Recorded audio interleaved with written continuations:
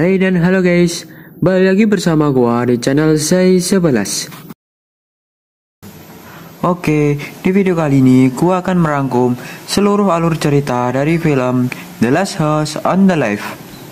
Film ini dirilis pada tahun 2009. Film ini mengisahkan tentang sebuah keluarga yang pergi ke rumah kedua mereka yang berada jauh dari kota, tepatnya di tengah hutan. Jika kalian penasaran dengan kisahnya, tonton terus video ini sampai selesai. Oh iya, sebelum lanjut jangan lupa klik like and subscribe, juga nyalakan loncengnya agar tidak ketinggalan video-video gua selanjutnya. Oke, langsung saja ke alur ceritanya.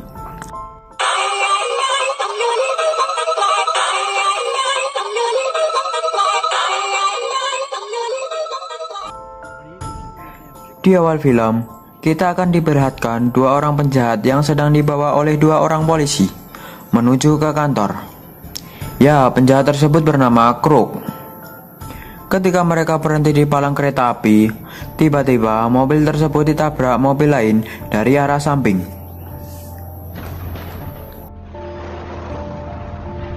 Ternyata, mobil yang menabraknya adalah rekan Crook yang ingin menyelamatkan Crook.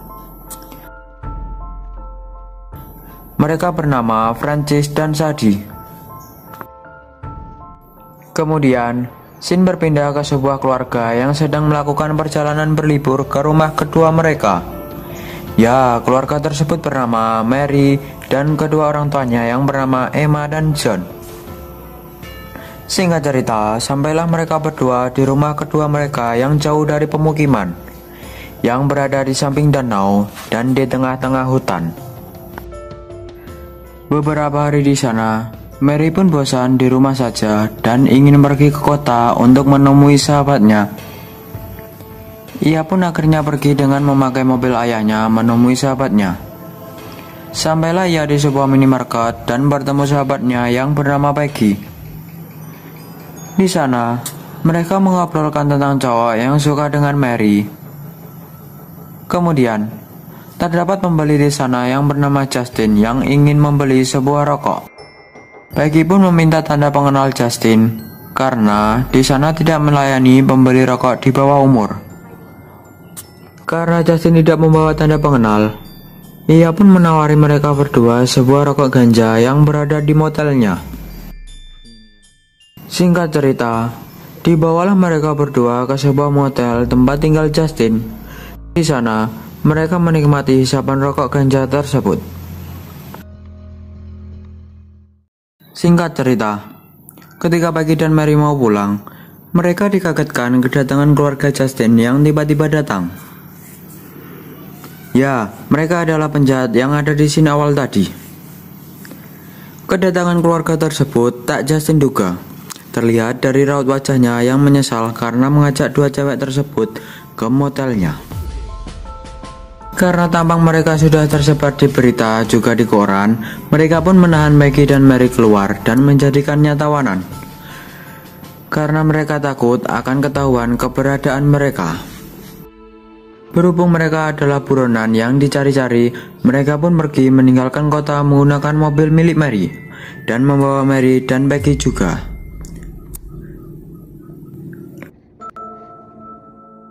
Dan kebetulan sekali, arah yang mereka tuju searah menuju ke jalan rumah keluarga Mary. Ketika berada dekat dengan rumahnya, Mary menyalakan pemantik korek api yang berada di mobil tersebut dan menancapkannya ke kepala Sadie. Dan Mary pun berusaha keluar dari mobil tersebut. Karena Crook tidak fokus mengemudi, akhirnya mereka terjun ke jurang dan menabrak sebuah pohon.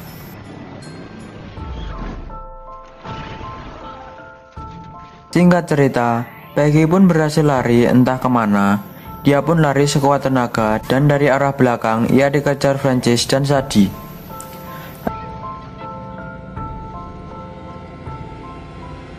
Akhirnya, ia pun melihat proyek pembangunan dan berteriak-teriak di sana meminta tolong. Akan tetapi, Sadie berhasil menangkap Peggy dan dibawalah ke tempat tadi.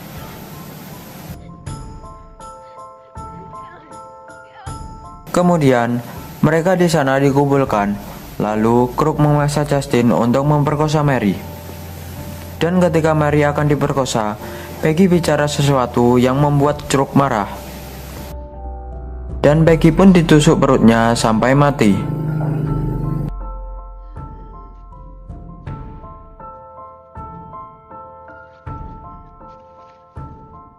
Di sini Mary pun sangat sedih. Di tengah kesedihannya, ia malah diperkosa Krug dan ia hanya pasrah sehingga kalung yang dipakai Mary pun jatuh dan diambil oleh Justin.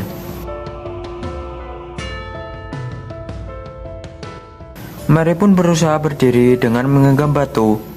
Ketika Krug lengah, ia pun memukul Krug dengan batu tersebut dan lari menuju danau.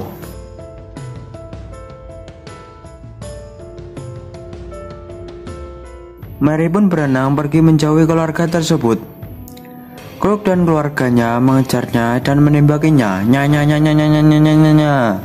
Dan Mary pun terkena tembakan di bahunya dan tewas di danau tersebut.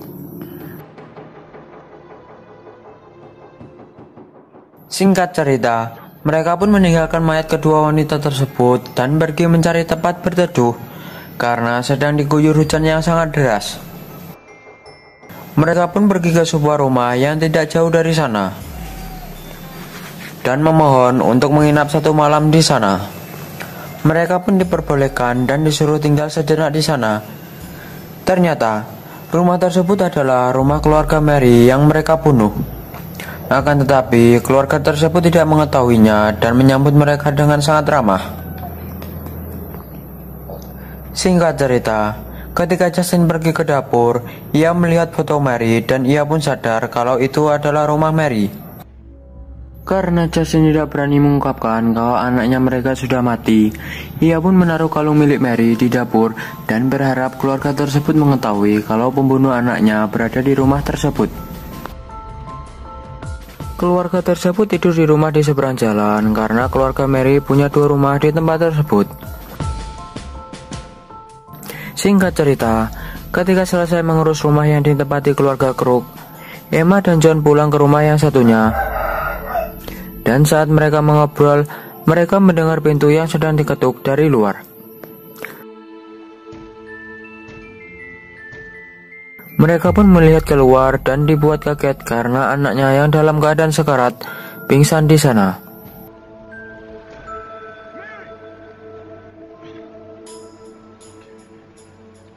Ternyata Mary masih hidup dan berusaha menyeret tubuhnya untuk pulang ke rumah. Emma dan John pun membawa Mary masuk dan mencoba menyelamatkannya. Dan mereka menyadari bahwa Mary menjadi korban pemerkosaan dan terdapat luka tembak di bahunya. Saat Emma pergi ke dapur untuk mengambil kain, ia melihat kalung yang dipakai Mary waktu ia berangkat ke kota tadi pagi. Ia pun menceritakan ke John bahwa anak yang bernama Justin yang menaruh kalung tersebut. Akhirnya, mereka pun sadar kalau pelaku tersebut sedang tinggal di rumah mereka. Mereka berniat membawa Mary ke rumah sakit. Karena mereka sudah tidak memiliki mobil, mereka pun akan menggunakan perahu bot. Akan tetapi, perahu tersebut kuncinya tidak ada. Mereka pun akhirnya mencari kunci tersebut. Dan ketika Emma mencari, ia melihat Frances yang ingin meminta minuman.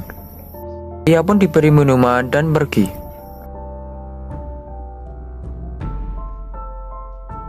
Frances pun kaget melihat terdapat Mary di rumah tersebut. Dan tiba-tiba dari arah belakang, Emma memukul Frances dan menusuknya dengan pisau. Akan tetapi, tusukan tersebut tidak terlalu dalam sehingga tidak membuat Frances mati. Frances pun mencoba menyerang Emma balik, akan tetapi John datang dan mengajar Frances. Frances pun ditenggelamkan kepalanya di bak cucian piring dan John memukulnya dengan palu milik Thor tepat di palanya. Dan John dan Emma menuju rumah yang ditempati pelaku penganiayaan terhadap anaknya. Ketika ia sudah di depan kamar, ia melihat Justin yang sedang membawa pistol dan menyuruh membunuh keluarganya. Karena Justin sudah sangat bersalah kepada keluarga mereka. Lalu, John pun mengambil pistol tersebut dan ketika menarik pelatuknya, Kruk dan Sadie terbangun dari tidurnya dan dengan sigap John menembak Sadie. Akan tetapi, Kruk berhasil kabur dengan loncat dari jendela dan menuju ke rumah mereka yang satunya. Sementara itu, Sadie yang masih hidup mencoba melawan dan Emma pun menembak tepat di matanya dan Sadie pun mati. Di sisi lain, Kruk yang sudah masuk ke rumah satunya melihat banyak darah dan Francis yang telah mati mengenaskan di rumah tersebut. John pun tiba di sana dan terjadilah perkelahian John dengan penjahat tersebut. Di sana John kewalahan dan kemungkinan menang hanyalah 10%.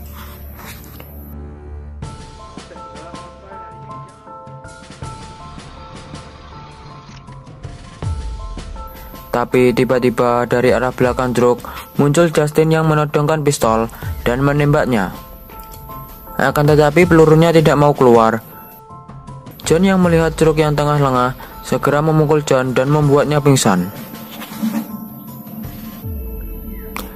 Singkat cerita, pagi pun datang dan mereka membawa Mary dan Justin pergi ke kota menggunakan kapal boat.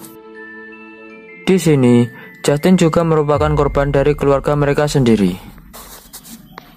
Oh iya, film ini masih berlanjut. John pun tidak langsung membunuh Kruk, akan tetapi ia akan membuatnya menderita terlebih dahulu, yaitu dengan cara memotong seluruh otot yang menggerakkan tubuhnya dan mengakibatkan lumpuh permanen.